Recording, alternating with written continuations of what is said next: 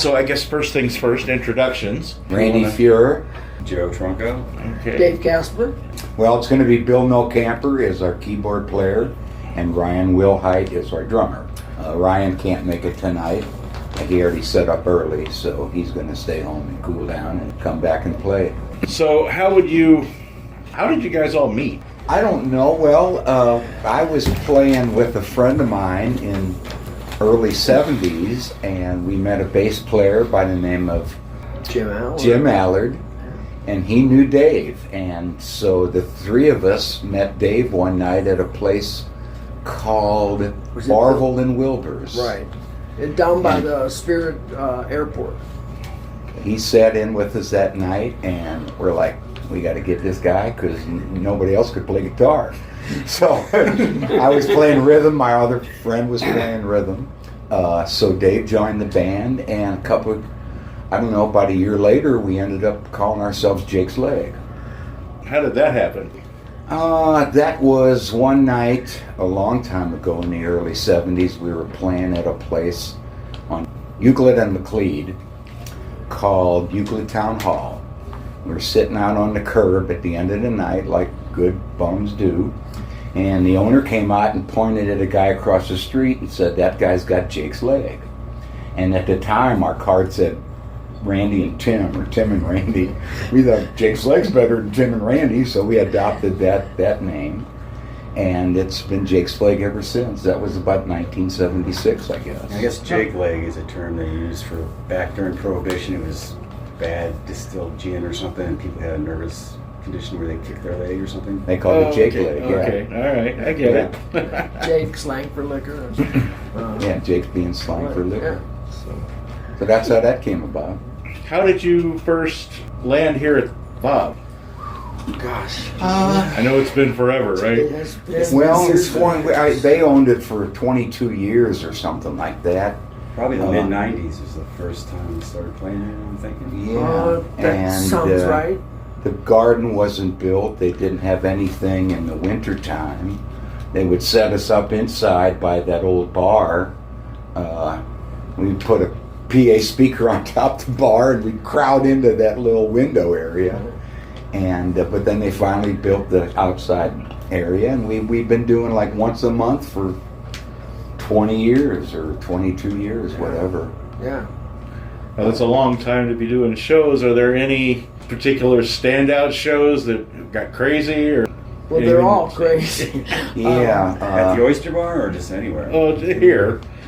Well, we the more we played, the more people we would draw. And at the time, Jake's Leg was playing all the time. We were playing 5-6 nights a week, 4 nights a week, real steady through the years. And every time we'd play, we'd find somebody that'd want to come around again. So the crowd just built. Oyster Bar was kind of like home.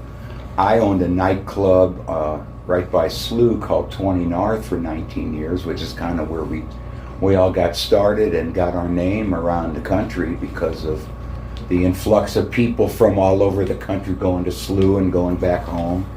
We traveled a little bit, but then I sold that place in 1999. It was eminent domain by Father Biondi. And we moved on. We started playing Cicero's, but we always, booked with John here about once a month. And it just kind of became our home, away from home. Yeah, I remember one show back years ago when we used to be crazy and play like 2 or 3 shows a day. But we actually had a show. We played out at Mount Pleasant Winery in Augusta in the afternoon, and then we came down here and we opened for Bruce Hornsby on the river when they had the concerts under the arch, and then we were playing here after that. And this was in summer. So it was hot, but I remember there was probably as many people standing out on the sidewalk as there was inside the Bob. That was a crazy night. Crazy show. I think it's still a record. They were maybe, I don't know. It was insane. And we were like exhausted. Well, we were younger then, I guess, so we weren't too exhausted. This is our 3rd night in a row tonight, so we're probably. Yeah. Right. We used to do these all 3 in a row all the time, 4 in a row, right. but.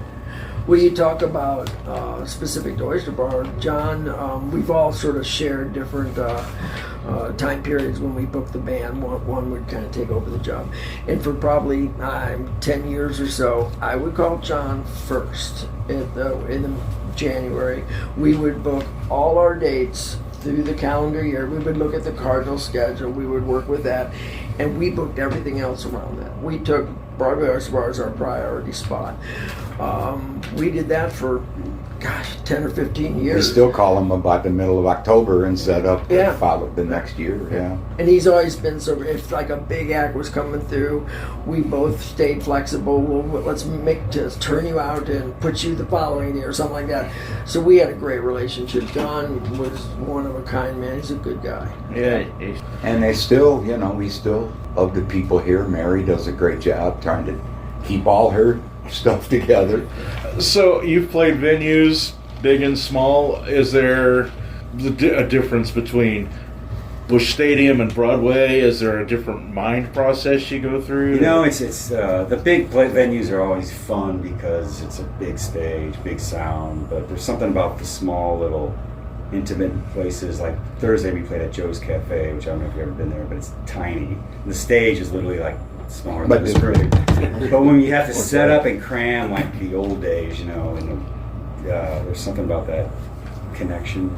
So and there's pluses and minuses for both.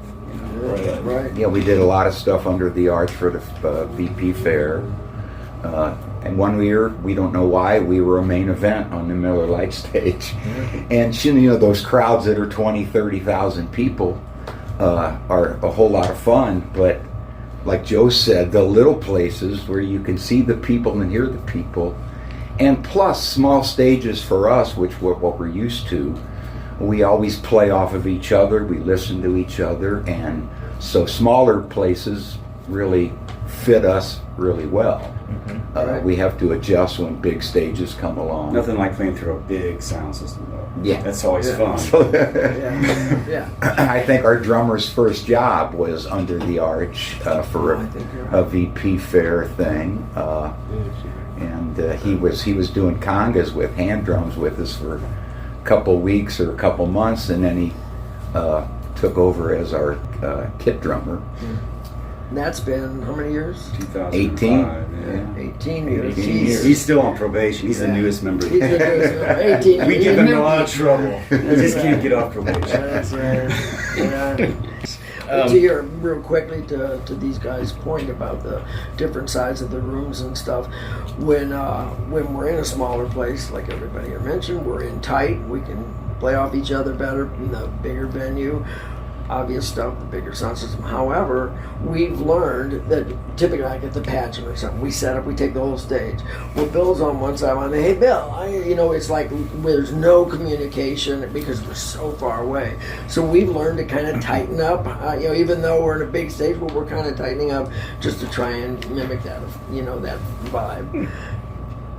You've been on the scene a long time. How have things changed with venues, with the scene, with your how's it changed over the years, do you think? When we first started, we were playing all kinds of music, but the Grateful Dead really fit us, and we were able to jam and use that music to express our own feelings about what was going on. And nobody else was playing the Grateful Dead except the Grateful Dead. And so that has changed quite a bit. Now it seems like everybody's playing the Grateful Dead except the Grateful Dead. Turn around. So that has changed. I mean, cover charge has changed. Our prices have changed. There has always been a little bit of competition. There's always somebody biting on your butt for jobs. We've always been lucky to be able to work as much as we wanted, and we always wanted to play all the time. So after about 8,000 of them, I don't know. I mean, it's that's changed Definitely. quite a bit because we Definitely didn't after play as much. COVID, I think there was a big change. Really? Because I don't think people go out as much, or they don't go out as late. I know we start earlier than we getting years past. You know, we never started before 10 o'clock. Yeah. And maybe it's because we're all getting older. But, you know, we play 10 to 2 here, 10 to 2:30, but now it's, you know, 9:30, 12:30, and it seems like 12:30 people are happy to go home. Yeah. I mean, The Cover charges went up. People in St. Louis seem to like to come out 5-6 nights a week to listen to live music. They're just out there all the time. As cover charges went up and competition got stricter, you know, harder to deal with, people would have to pick shows that they're going to go to, you know, instead of a $5 cover, you know, I got $25 cover, $30 cover charges, and that changed the scene a whole lot. But we still see people, you know, every time we play, we see some of the same folks that are out there all the time. and we got people's kids coming to see us, so they'll come to us and say, "You played my mom and dad's wedding," you know, and we're all like, Or my grandmother, my grandmother's funeral. But there's a resurgence of this kind of music and all the bluegrass and Americana. That's all so popular now, and the Dead pulled from all that stuff. So it was like, that's turning all these young people onto the Dead even more. And the Dead were kind of a cover band. I mean, Jerry Garcia played all different kinds of music. Traditionals, yeah, songs. And the Dead would play the music different every time, and that's kind of what we took from them also, not just the music, but their attitude.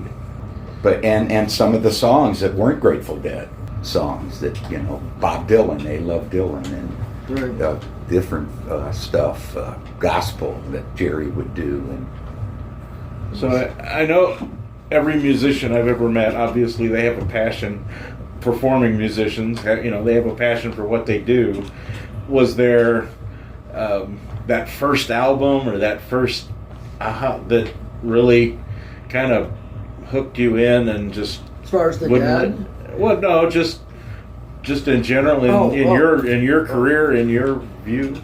It's a real sort of common, most musicians in our age, I shouldn't say most, a lot of people say, well, I saw the Beatles on Ed Sullivan, and I knew right then, that's what I want to do. I want to do that, and that was my case. And you hear a lot of musicians in this generation say that.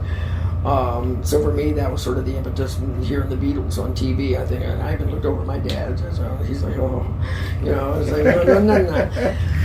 "No." So that was for me, and I still love the Beatles to this day. I think along the lines of what Randy was talking about early on, we were the only ones playing the Dead. So in that light, we were the only ones doing these jams, extended jams, and being able to play off each other, and that almost made us original. You know, because we weren't doing it like the Dead. We had this open, you know, sort of frame to jam and play the way we felt it whatever it deserved at the moment. We tried to do that. So, in some respects, early on, we had a little bit more freedom. But then here come all these Grateful Dead bands now, and so now it's sort of a little bit more commonplace. So back whenever we first started, we were unique. And we never try to sound like the Dead. Obviously, we were all influenced by the Dead. We all grew up listening to them. But, you know, a lot of people tell us, you know, you guys sound like Jake Slade. I mean, we take Dead songs and we play them, and I guess our ultimate goal is, at the end, it sounds like Jake Slade. Right. Which I think they do. Right. We kind of put our own, but none of us try to sound like, you know, I don't try to sound like Phil Lesh, and Dave doesn't try to sound like Garcia. Right. And we've always been advertised as a Grateful Dead tribute band, but I don't think that, you know, over the last 15, 20 years, it doesn't really fit us, even though we love to play the Grateful Dead. It's more we've kind of developed into Jake Slade kind of thing. We've been together for such a long time and just listened to each other, so that made us, you know, more than a cover band, a Grateful Dead tribute band, I think. And I guess the four of us have actually been together for 32 years. You're 91, right? 91. Now I'm 90, so... Dave and I, 76.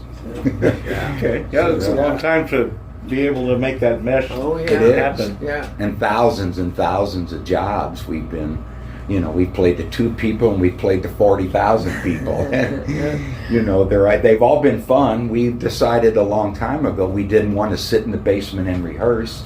We wanted to get our chops out on stage, and if you're going to make a mistake, you got to get it out and get it over with, I guess. So we just kept playing and playing and playing. Always played at my clubs through the years. I had, like I said, 20 North was 19 years. I had patios. It was called Randy's. I had that for 3 years, and then we moved over to McGee's at Clayton and Taylor, and we played there every Thursday night. So that's kind of how we moved about. Yeah. They all had their own, unique vibe to them. Played at Cicero's every Friday for how many years? Probably 10 years.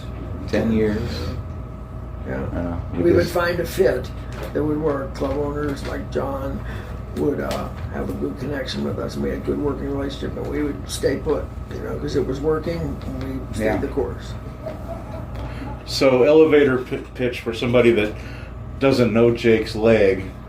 What are we? And we know you're not a Grateful Dead tribute band. Well, we do a lot of different kinds of music, just like they did, and I don't think that's unique nowadays because there's so many bands out there that are playing all kinds of different kind of music from the 70s and the 80s that people still love. And like Joe said, we're seeing kids of people that used to come to see us 20 years ago, 30 years ago, and now their kids are coming around. They enjoy the same kind of music. So I don't know what we would call ourselves now except Jake's Leg, and we like the Grateful Dead. We like to play the kind of music that they played. It's timeless music. I mean, it really is. Yeah, we try to be organic. I mean, Yep. like I said, we don't, rehearse every week and we have everything written out. I mean, it's kind of, we try to see what happens. We start the song, we see what happens, and sometimes it's clicking, sometimes it's not, but that's the whole organic thing. But I think when it's clicking, it's pretty special. Yeah. I think the crowd sees that, the energy with that. And we feed off And that. when it ain't clicking, Yeah. we're all looking at each other like... The crowd is forgiving. But the people don't know. Right. We know. They don't want to hear it the same every night. Right. Deadheads, that they're used to that with the Dead. The Dead didn't play the same set list. They didn't play the songs the same way. It was organic, and that's what people into this kind of music expect. And I think they'd rather hear you try something and screw up than play the same over and over again. Yeah. Absolutely. So we try to add, our different little flavor to every time we play a song. Try to, because of our imagination. I mean, I'm kind of stuck to lyrics and the vocals, but everybody else can do whatever they want to do. People have joined the band because of their talent, not because they can read a lead sheet or, so like our drummer, the first week that we hired him, he said, well, I think Joe gave him a song with a list of our song list, which was a couple hundred, and he goes, well, when's rehearsal? And Joe said, we're playing Thursday. So, Same thing happened to me, too. So, he joined the band. We knew he was a very talented drummer, and we knew he could handle it. Not that he didn't need rehearsal. Most musicians want it, but not us. Throw caution to the wind. Well, the reward is amazing. If you played it safe every night, crowd likes you, it's great. To Joe's point, you have some biffs and stuff, crowd's pretty forgiving. But when you really ring the bell musically, you really get, a reaction. And so it's almost worth, having it be not loose, but just being able to kind of take the night as it comes and either really ring the bell or we did okay. Yeah, like you said, organic, right? Organic. Yeah, for the longest time, we never had a set list. We would pick songs On the while fly. we're playing another one, and we had hand signals for As we get both older, songs. we found it's getting harder to do that. We're a little bit more prepared now. At least we do set lists. We try to, but other than that, it's still pretty organic. Yeah. So. Well, that's great. That's great, and I really appreciate you guys taking the time to do this. Well, good. Thanks for having us. Yeah, thanks for having us. We'll have you come into a website near you soon. Oyster Bar's been a great venue. I mean, there's not many places that we've worked with that can do the great food and the great entertainment. Most places fall on one or the other, and Do you have a favorite menu item about that? Oh, the crab cake. Crawfish enchiladas. You kidding me? fried shrimp. Welcome, right? Yeah. What's your favorite film? Hamburger. How you doing? It is. I'm isn't it? diabetic, so how you doing? Yeah, you Well, might want to thank you. mention too that occasionally, a little bit more here lately, we used to only do two or three acoustic shows a year, but we are doing some acoustic shows now. We kind of intersperse some of our shows through the year with a couple acoustic sets, so we've been doing that. And we got to mention too, the Dave and Dale, They've been doing Air Sound Crew. They've Oh, been with us for 18 years. Something like that. Wow. Because we were too lazy to haul PA all the time. So these guys have been supporting us for a very long time, They make us sound and they are very hard workers. So You're very good. mention the crew too. For Yeah, sure. will. Yeah. One thing, this Dale is ahead. On the bus is the name of his Right. his company. on the bus. On the bus, yeah. ONDDUS. Okay. Yeah. And when they came along, the quality jumped up a few notches because we tried to run it off the stage and we did a good job. But when you bring in a crew like that and they're out front listening as the Yeah, you night think you'd goes be through- where you can't, right? Yeah, Yes. exactly. So Yeah. things went up a couple notches when we Yeah. brought them. All Thank right, you. well, I appreciate it. Thank you guys. Thanks for having us. Thank you very much. Nice meeting you guys.